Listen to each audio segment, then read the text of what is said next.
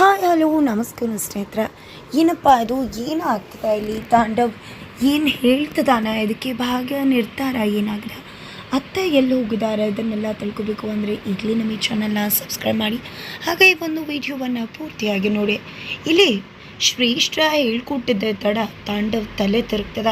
ಈ ಕಡೆ ತಾಂಡವ್ಗೂ ಬೇಕಾಗುತ್ತೋ ಅತ್ತೆ ಮತ್ತು ಸೊಸೆನ ದೂರ ಮಾಡೋದು, ತನ್ನ ಅಮ್ಮನಿಗೆ ತನ್ನ ವ್ಯಾಲ್ಯೂ ಗೊತ್ತಾಗಬೇಕು ಅಂತ ಅವನಿಗೂ ಕೂಡ ಅನಿಸುತ್ತೋ. ಹಾಗಾಗಿ ಶ್ರೇಷ್ಠ ಹೇಳ್ತಿದ್ದಾಗ ತಾಂಡವ್ ಅದಕ್ಕೆ ಒಪ್ಕೊಂಡೇ ಬಿಟ್ಟ.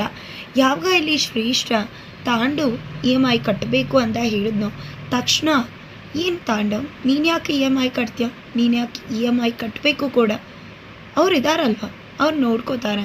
ನೀನು ಇದೇ ರೀತಿ ಕಟ್ಕೊಂಡು ಅವ್ರ ಕಷ್ಟಕ್ಕಾದರೆ ಅವ್ರಿಗೆ ಹೇಗೆ ನಿನ್ನ ವ್ಯಾಲ್ಯೂ ಗೊತ್ತಾಗುತ್ತೆ. ನಿಮ್ಮ ಅಮ್ಮನಿಗೆ ನಿನ್ನ ವ್ಯಾಲ್ಯೂ ಗೊತ್ತಾಗಬೇಕು ಅಂದರೆ ನಿನ್ನ ವ್ಯಾಲ್ಯೂನ ಅರ್ಥ ಮಾಡಿಸ್ಬೇಕು.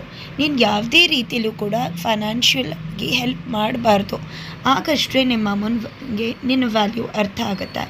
ಇಲ್ಲ ಅಂದರೆ ನೀನು ಈ ರೀತಿ ಹೊರಗೆ ಬಂದು ಪಡ್ತಿರೋ ಪಾಡಿಗೆ ಯಾವುದೇ ರೀತಿ ಅರ್ಥ ಇರಲ್ಲ ಅಂತ ಹೇಳ್ತಾರೆ. ತಕ್ಷಣ ಈ ಕಡೆ ತಾಂಡವ್ಗೂ ಕೂಡ ಅನಿಸುತ್ತೆ, ಹೌದು ವಾಣಿ ನೀನು ಹೇಳ್ತಿರೋದು ನಿಜ. ನಮ್ಮ ಅಮ್ಮಂಗೆ ನನ್ನ ವ್ಯಾಲ್ಯೂ ಅರ್ಥ ಆಗಬೇಕು ಅಂದರೆ ಮೊದಲು ನಾನು ಕೊಡೋದನ್ನೆಲ್ಲ ನಿಲ್ಲಿಸ್ಬೇಕು. ದುಡ್ಡನ್ನು ಸ್ಟಾಪ್ ಮಾಡಿದ್ರೆ ಆ ಜೀವನ ಮಾಡೋದಕ್ಕೆ ಏನು ಮಾಡ್ತಾರೆ ನಾನು ನೋಡ್ತೀನಿ. ಕರೆಕ್ಟ್, ನೀನು ಹೇಳೋದು ಸರಿ. ಇನ್ನು ಮುಂದೆ ನಾನು ಕೂಡ EMI ಕೂಡ ಕಟ್ಟಲ್ಲ, ₹1 ಕೂಡ ಕಳಿಸಲ್ಲ. ಅದು ಹೇಗೆ ಜೀವಿಸ್ತಾರೆ ನಾನು ನೋಡು ಬಿಡ್ತೀನಿ. ಸೊಸೆಗೋಸ್ಕರ ನಮ್ಮಮ್ಮ ನನ್ನ ಕೈಗೆ ಬರೆ ಹಾಕಿದಾಳ, ಆ ಸೊಸೆನ ನಂಬ್ಕೊಂಡು ತಲೆ ಮೇಲೆ ಕೂರಿಸ್ಕೊಂಡ್ರಲ್ವ. ಮಗನೂ ಸೊಸೆನೂ ಅಂದಾಗ ಸೊಸೆನ ಆಯ್ಕೆ ಮಾಡಿಕೊಂಡು ನನ್ನ ಮನೆಯಿಂದ ಆಚೆ ಬರೋಕ್ಕೆ ಕಾರಣ ಆದರು. ಯಾವತ್ತಿದ್ರೂ ಕೂಡ ಅತ್ತೆ ಸೊಸೆನ ಒಂದಾಗೋದಕ್ಕೆ ಬಿಡೋಲ್ಲ. ಭಾಗ್ಯ ಮತ್ತು ನಮ್ಮ ಅಮ್ಮನ ದೂರ ಮಾಡೇ ಮಾಡ್ತೀನಿ ಅಂತ ಹೇಳಿ ಶಪಥ ಮಾಡ್ತಿದ್ದಾನೆ ಈ ಕಡೆ ತಾಂಡವ್. ಜೊತೆಗೆ ತಾಂಡವ್ ಭಾಗ್ಯ ಜೊತೆ ಇರಬೇಕಿದ್ರೆ ರಾಜನ್ ಥರ ಇದ್ದ, ಅಡುಗೆ ಮನೆ ಕೂಡ ತಿರುಗಿ ನೋಡ್ತಿರ್ಲಿಲ್ಲ. ಆದರೆ ಇಲ್ಲಿ ಶ್ರೇಷ್ಠ ತನಗೆ ಯಾವಾಗ ವರ್ಕ್ ಬಂತು ವರ್ಕನ್ನು ಕಂಪ್ಲೀಟ್ ಮಾಡಿಬಿಡ್ತೀನಿ ತಾಂಡವ್, ನನಗೆ ಆಫೀಸ್ ವರ್ಕ್ ಇದೆ ಅಲ್ವಾ, ಪ್ಲೀಸ್ ನೀನು ಹೋಗಿ ಪಾತ್ರೆ ತೊಳೆದು ಬಿಡ್ತೀಯಾ, ಎಪ್ರೋನಲ್ಲಿದೆ ಹಾಕ್ಕೊಂಡು, ಇಲ್ಲಾಂದರೆ ತುಂಬ ಗಲೀಜಾಗಿಬಿಡುತ್ತೆ ಬರೋಷ್ಟ್ರೊಳಗೆ ಅಂತ ಹೇಳ್ತಾಳೆ. ಇನ್ನೇನು ಮಾಡೋದು, ಹಣೆ ಬರ ಹಾಗೆ ಇದೆ ಅಂದ್ಬಿಟ್ಟು ಹೋಗಿ ತಾಂಡವ್ ಕ್ಲೀನ್ ಮಾಡೋಕ್ಕೆ ಹೋದರೆ ಫುಲ್ ಗಲೀಜಾಗಿರುತ್ತೆ. ಏನದು ಇಷ್ಟೊಂದು ಗಲೀಜಾಗಿದೆಯಲ್ಲ, ನಮ್ಮನೇಲಿ ಈ ರೀತಿ ಇರ್ತಾ ಇರಲಿಲ್ಲ, ಭಾಗ್ಯ ಅಮ್ಮ ತುಂಬ ನೀಟಾಗಿ ಇಟ್ಕೋತಿದ್ರು ಅಂದಾಗ ಹೌದೌದು ನೀನು ಅಡುಗೆ ಮನೆಗೆ ಹೋಗ್ತಿದ್ಯಲ್ಲ ಅದಕ್ಕೆ ಎಲ್ಲ ನೋಡ್ತಿದ್ದೆ ಅಂತ ಶ್ರೇಷ್ಠ ಹೇಳಿದ್ದಕ್ಕೆ, ಅಯ್ಯೋ ನಾನು ಹೋಗದೇ ಇದ್ದರೂ ನಂಗೆ ತುಂಬ ಚೆನ್ನಾಗಿತ್ತು, ಭಾಗ್ಯ ಮತ್ತು ಅಮ್ಮ ತುಂಬ ಚೆನ್ನಾಗಿ ಅಡುಗೆ ಮನೆನ ಮೇಂಟೈನ್ ಮಾಡ್ತಿದ್ರು ಅಂತ ಹೇಳ್ತಾರೆ. ಪ್ಲೀಸ್ ತಾಂಡವ್ ವಾಶ್ ಮಾಡಿಬಿಡು, ಈ ವರ್ಕ್ ಮುಗಿತಿದ್ದಾಗ ನಾನು ಬಂದು ಇರೋ ಗಲೀಜನ್ನೆಲ್ಲ ಕ್ಲೀನ್ ಮಾಡಿಬಿಡ್ತೀನಿ ಅಂತ ಹೇಳ್ತಾರೆ. ಸರಿ ಆಯಿತು ಹಣೆ ಬರ ಅಂತ ಕ್ಲೀನ್ ಮಾಡ್ತಿದ್ದಾನೆ. ನಂತರ ಈ ಕಡೆ ಇಬ್ಬರು ಕೂಡ ಡಿಸೈಡ್ ಮಾಡ್ತಾರೆ, ಯಾವುದೇ ಕಾರಣಕ್ಕೂ ಆಫೀಸ್ಗೂ ಕೂಡ ಜೊತೆಲಿ ಹೋಗಬಾರ್ದು, ಸಪ್ರೇಟಾಗಿ ಹೋಗಬೇಕು ಅಂತ.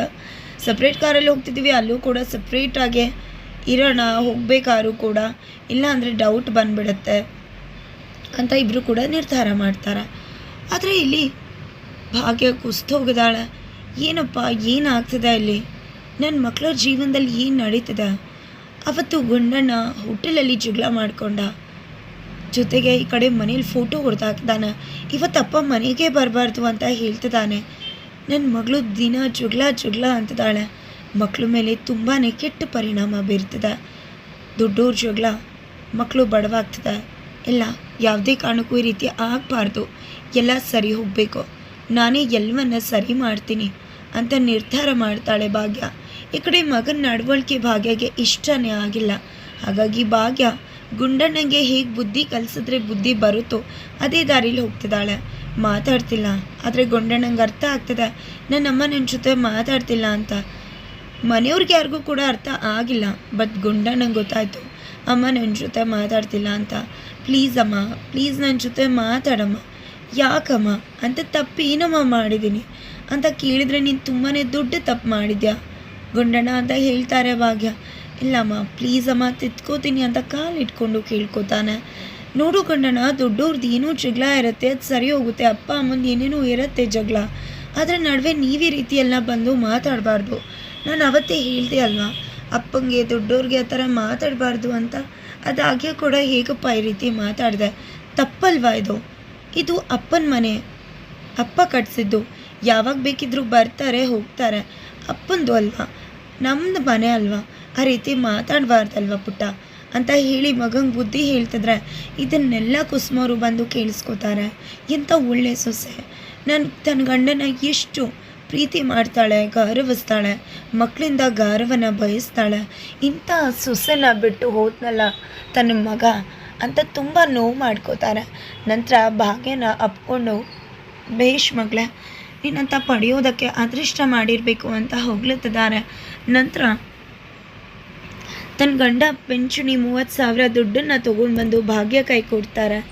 ನೋಡಮ್ಮ, ಇದರಲ್ಲಿ 30,000 ಇದೆ, ನನ್ನ ಗಂಡನ ಪಿಂಚಣಿ ದುಡ್ಡು ಬಂತದ್ದು, ಇಷ್ಟು ಸಾಕಾಗತ್ತೆ ಅಂದ್ಕೊಂಡಿದ್ದೀನಿ ಮನೆ ನಡೆಸೋದಕ್ಕೆ, ಮಿತಿ ಮೀರಿ ನಡೆಸ್ಬೇಡ, ಇಷ್ಟ ಆಗುತ್ತೋ ಹಾಸಿಗೆ ಇದ್ದಷ್ಟು ಕಾಲು ಚಾಚಿ ನಡೆಸ್ಬೇಕು ಅಂತ ಹೇಳಿದಾಗ ಅತ್ತೆ ನನ್ನ ಕೈಲಿ ಅಂದಾಗ ಹೌದು ನಿನ್ನ ಗಂಡ ಇದ್ದ ಅವ್ನು ನಡೆಸ್ತಿದ್ದ, ಅವನಿಲ್ಲ ಅಂದಮೇಲೆ ನೀನೇ ಅಲ್ವಾ ಜವಾಬ್ದಾರಿ ತಗೋಬೇಕು ಅಂತಾರೆ. ಇದರಿಂದ ಸುನಂದವ್ರಿಗೂ ಖುಷಿ ಆಗುತ್ತೆ. ಅಯ್ಯೋ ಅದು ಬೇಕಾದಷ್ಟು ನನ್ನ ಮಗಳು ತುಂಬ ಚೆನ್ನಾಗಿ ನಡೆಸ್ತಾಳೆ ಅಂತಾರೆ.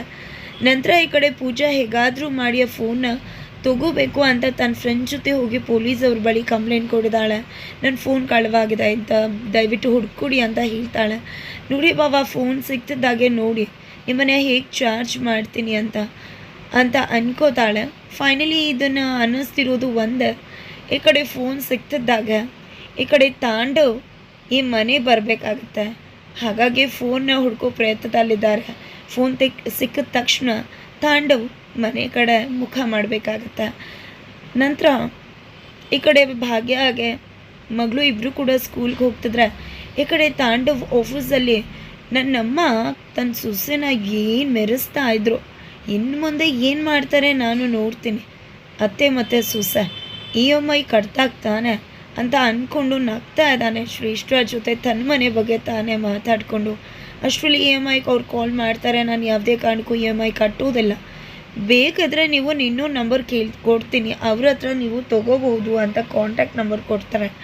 ಈ ಕಡೆ ನೀವೇ ಕಟ್ಟಬೇಕು ಅಂತಾರೆ. ಈ ಕಡೆ ಫೈನಲಿ ಭಾಗಾಗೆ ತಾಂಡವ್ ಕಾಲ್ ಮಾಡ್ತಾರೆ. ಗಂಡನಿಂದ ಕಾಲ್ ಬರ್ತಿದ್ದಾಗೆ ತುಂಬ ಖುಷಿಯಾಗಿಬಿಡತ್ತೆ ಭಾಗ್ಯಾಗೆ. ಮಾತಾಡೋಕ್ಕೂ ಕೊಡದೆ ರೀ ಅಂತಿದ್ರೆ ಬಾಯಿ ಮುಚ್ಕೊಂಡು ಕೂತ್ಕೊ, ಮಾತಾಡೋಕ್ಕೂ ಮುನ್ನ ಏನೇನೋ ಮಾತಾಡಬೇಡ, EMI ಅವ್ರು ಕಾಲ್ ಮಾಡಿದರು, ನಿನ್ನ ನಂಬರ್ನೇ ಕೊಡ್ತೀನಿ ಅಂತ ಹೇಳಿದೆ.